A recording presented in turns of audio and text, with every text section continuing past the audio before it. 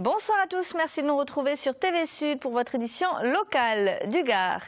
José Pasqualetti, nouvel entraîneur du Nîmes Olympique. L'ex-coach d'Istres remplace René Marsiglia, dont le départ a été annoncé officiellement hier. Du côté des joueurs, certains nouveaux sont déjà arrivés, mais le recrutement n'est pas encore clos. Alain Belon.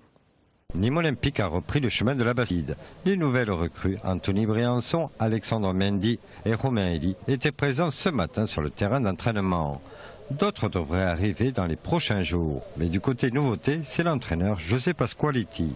Un choix qui s'imposait pour le président du club. J'avais le choix entre Hervé Renard et il y avait Fred Hans qui était disponible et il y avait José Pasqualetti.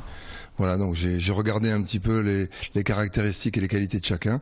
José Pasqualetti, c'est quelqu'un qui a des valeurs, c'est quelqu'un qui est d'ici, c'est quelqu'un qui est abordable, c'est quelqu'un qui produit du jeu. Voilà, je pense que c'est un entraîneur qui est assez complet, qui est bon dans la communication aussi, et c'est important la communication. José Pasqualetti est l'ancien entraîneur du FC Istres.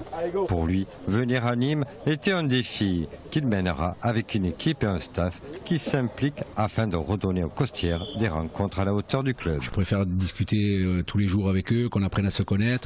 J'ai préparé des montages pour leur montrer au niveau de la vidéo justement quelle est ma philosophie de jeu, vers où je veux aller avec eux.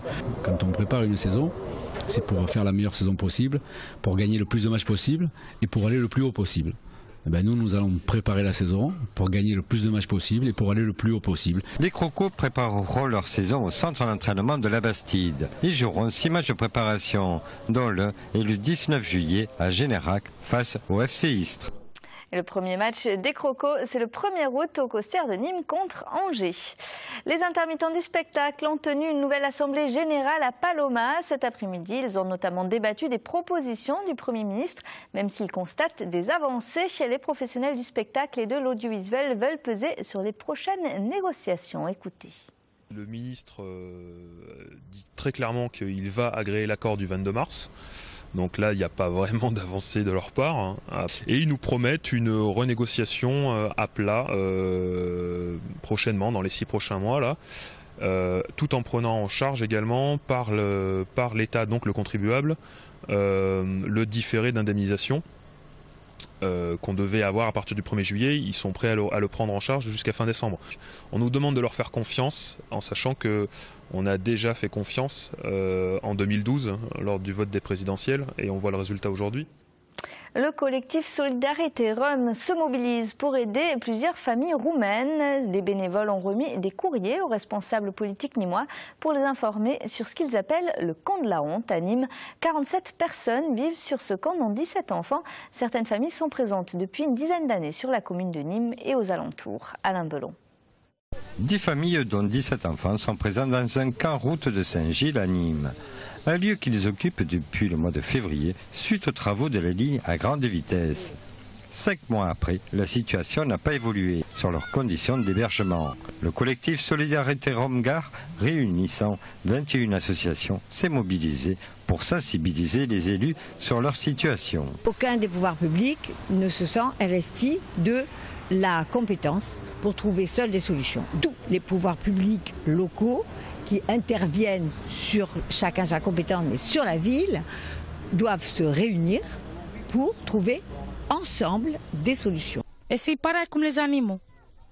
Si loin, on n'a pas de loup, on n'a pas rien du tout ici. Rien du tout ici. Et s'il n'y en a pas de l'eau potable pour voir les enfants faire baigner, tout ça, faire les douches. Je viens vous porter un courrier pour monsieur le préfet. Le collectif a remis un courrier à chaque institution. Au cours de cette action, ils ont été reçus par Nîmes Métropole et le Conseil général. Ce n'est pas notre compétence, mais nous on est prêt à Yvan Lachaud est sensibilisé par ces questions et il va voir un peu comment il peut intercéder pour qu'une table ronde puisse se faire, pour discuter, pour voir comment on peut sortir de cette situation. Le Conseil général n'est pas en première ligne s'agissant d'une question de logement de personnes en situation objectivement de détresse.